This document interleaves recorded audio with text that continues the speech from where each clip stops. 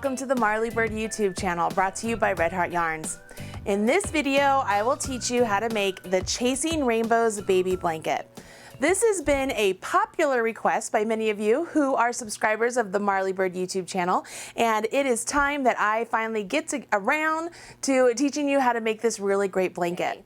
This is a free pattern over on redheart.com. You can find a link to it right down there in the video description box below. And while you're down there, go ahead and smash that like button, as my kids say, to let people know you enjoyed this video. Now that I've told you it's a free pattern, how about I give you a little bit of insight about the materials you will need for this blanket. To start off, this is a free pattern available on redheart.com. You can find a link to the pattern down in the video description box below. Along with the free pattern, you will need a size H or a 5mm crochet hook, a good pair of scissors, a bent tip tapestry needle.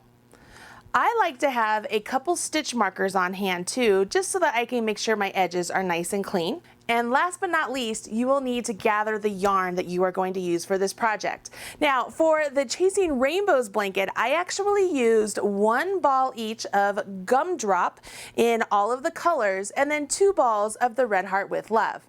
In today's video, I am going to do my sample using Baby Hugs by Red Heart, just because I thought I would change it up a little bit and show you that you don't have to use the actual gumdrop yarn if you don't want to. You can mix and match different types of yarn and still get a really great looking blanket. Now that I've told you about the materials and you've got your pattern from redheart.com, let's go ahead and jump in and make this really great blanket.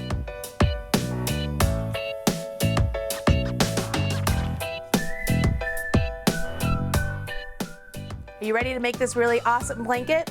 Me too.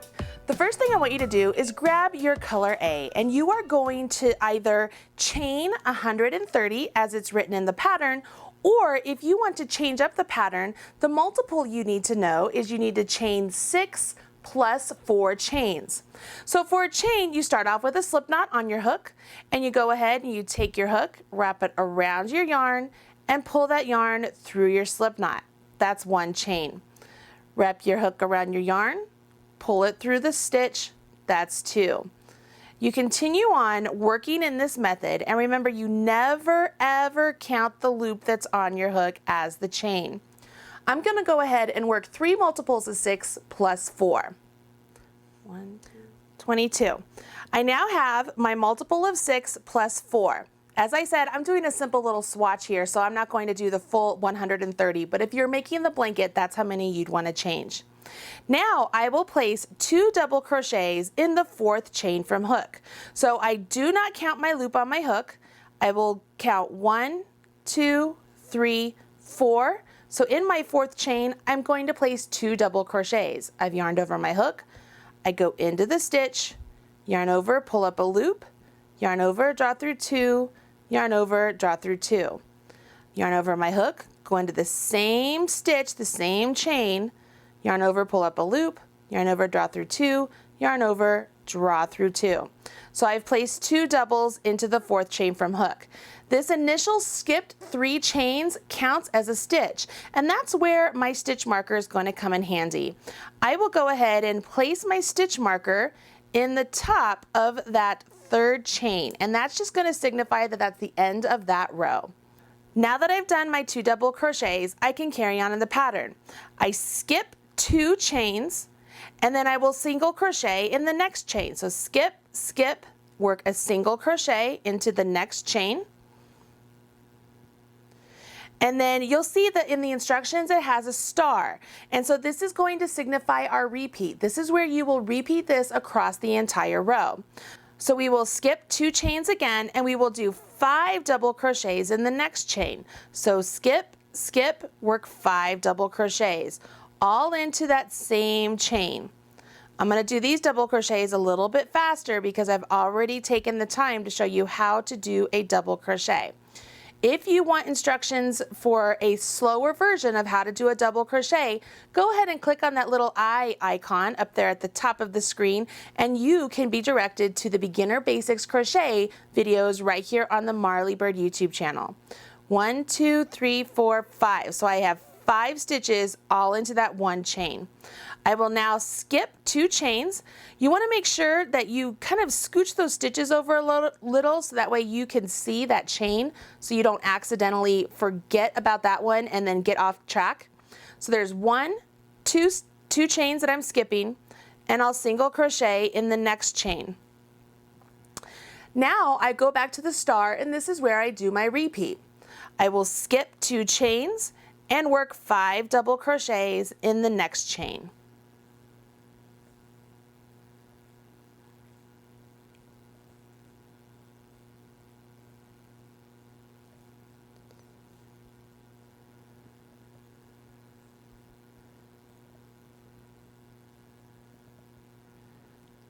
Once I've done that, I go ahead and skip 2 chains and I work a single crochet in the next chain.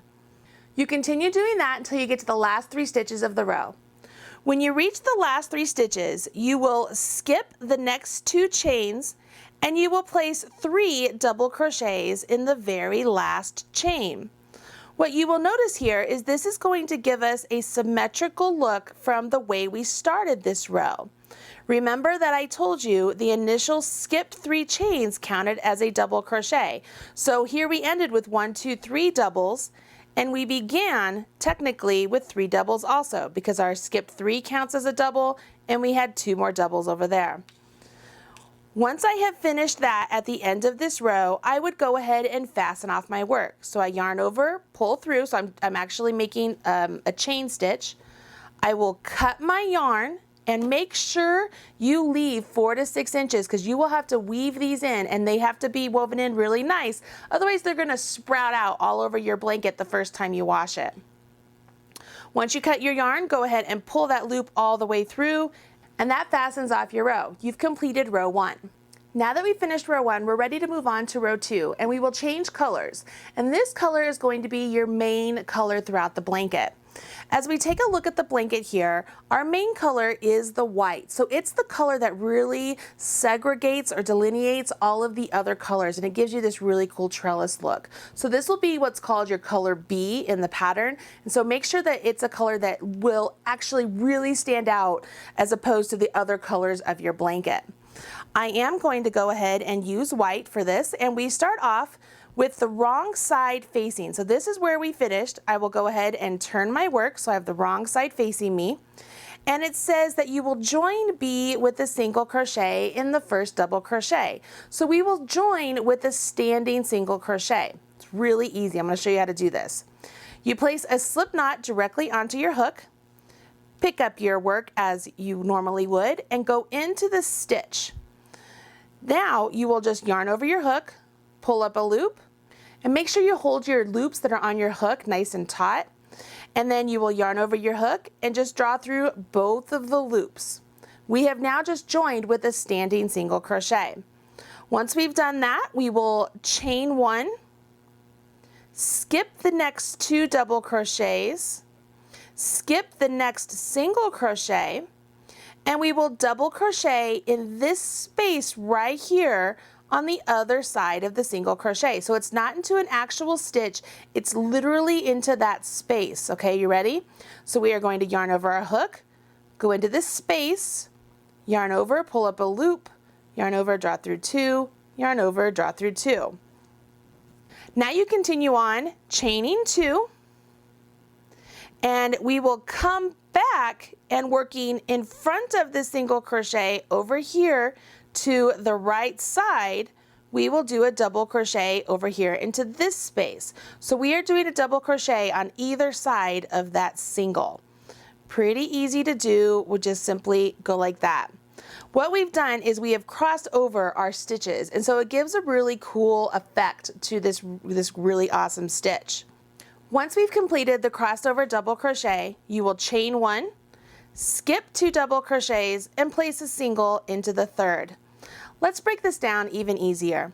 For this entire row, all you will be doing is placing a double crochet into the left side space of the single, chaining 2, putting a double crochet in the right side space of the single, chain 1, and then put a single crochet in the top of this set of 5 double crochets from the previous row. And then you chain 1, and we will start all over. We will put a double crochet to the left side of the single crochet, chain 2, and then put a double crochet into the right side space of that single crochet. Remember, you're going into that whole space. There's not an actual stitch at all.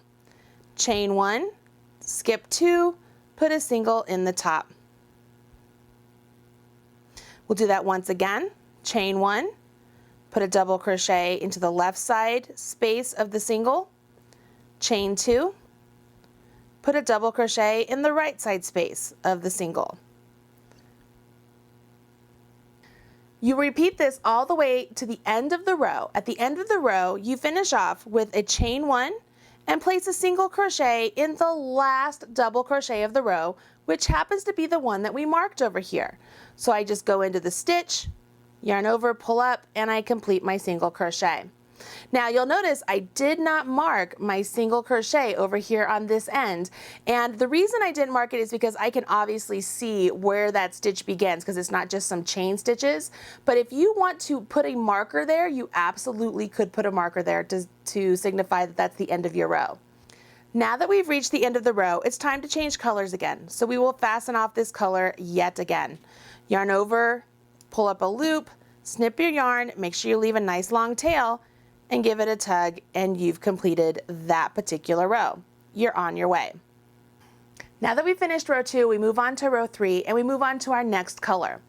I will go ahead and use the green color for my next row, and I've turned over my work so I'm looking at the right side. Let's go ahead and grab my color, and we will join our next color, color C, with a single crochet in the first single crochet again. So you place a slip knot on your hook, go ahead, go into the very first single crochet, yarn over, pull up a loop, yarn over, draw through 2. You have just joined with a single crochet. I'm not gonna lie, row 3 is so super easy. Once I show this to you, you're gonna be cruising through this row, no problem.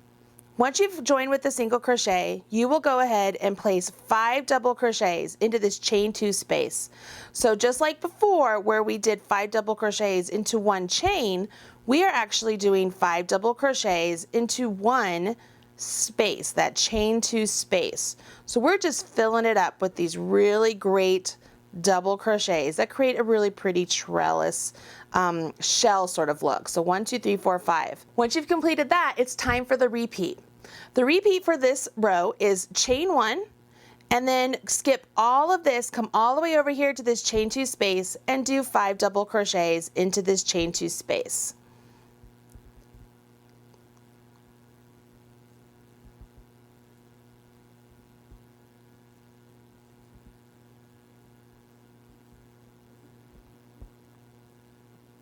You would continue this all the way down till you get to the end of the row. When you get to the end of the row, you will just single crochet in the last single crochet. Once you've completed the single crochet, you go ahead and finish off your work yet again. Pull your work through and fasten it off. Not so bad, right? It's time to move on to row 4, which we go back to our main color. Row 4 begins with the wrong side facing, and this time we will join with a double crochet into the first single crochet.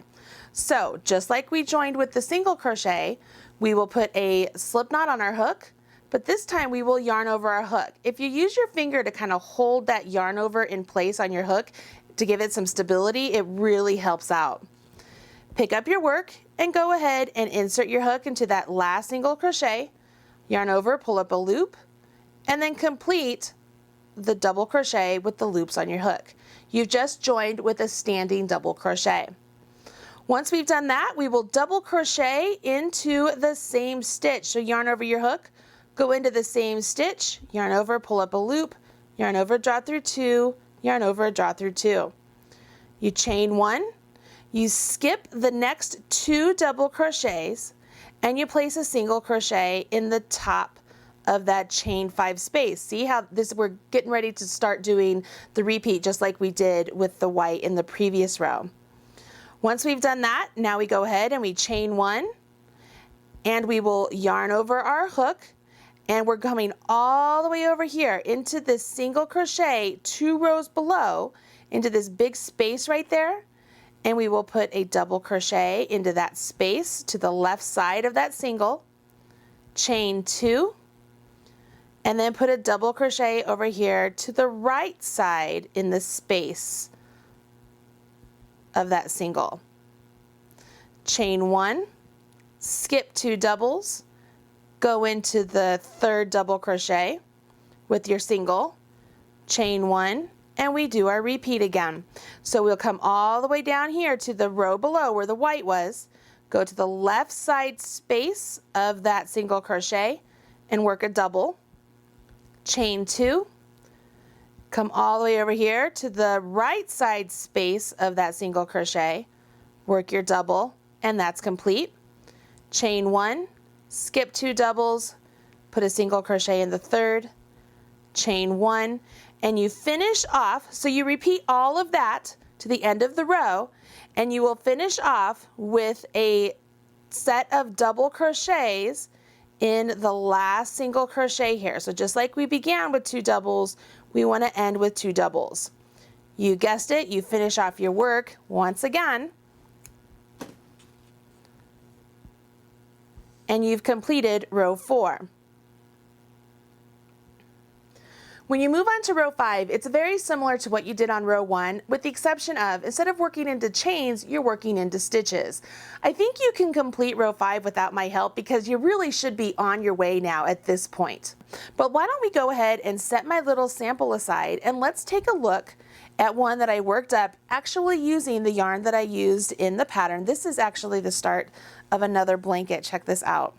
And I started off with my color A, I worked with my color B for row 2, went to the next color for row 3, went back to my color B for row 4, this is my row 5, and then I finished off with my row 6. So this is how it would look.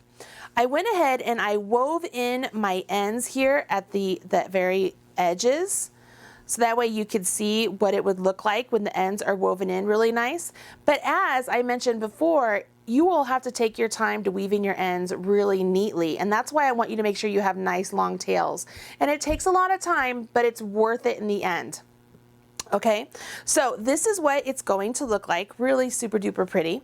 But why don't I go ahead and show you how to weave in your tail so that way you know how to do it.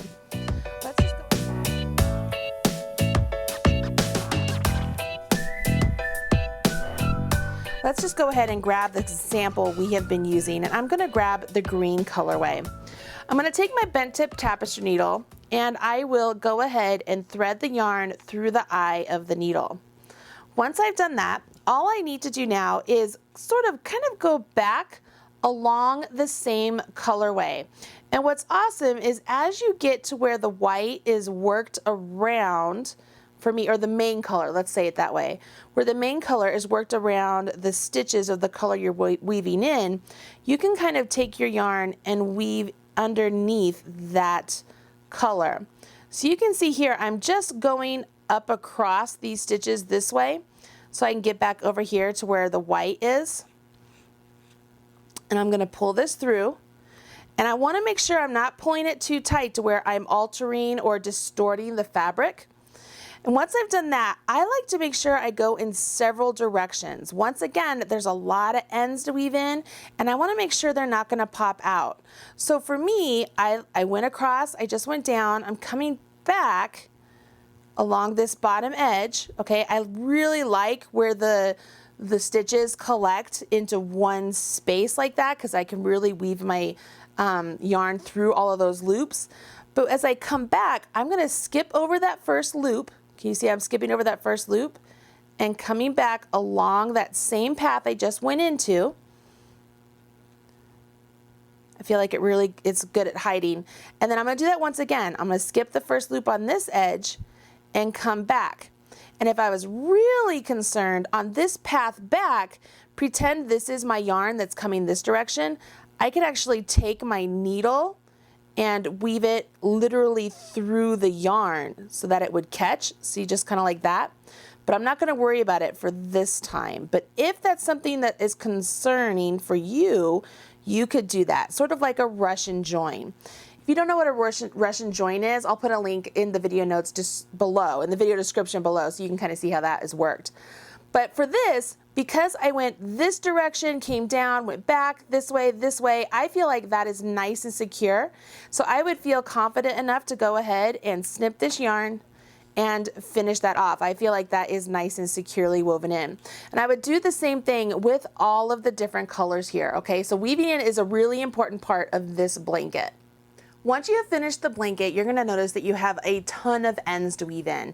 And I promise you, you are going to want to take the time to weave them in just like I showed you.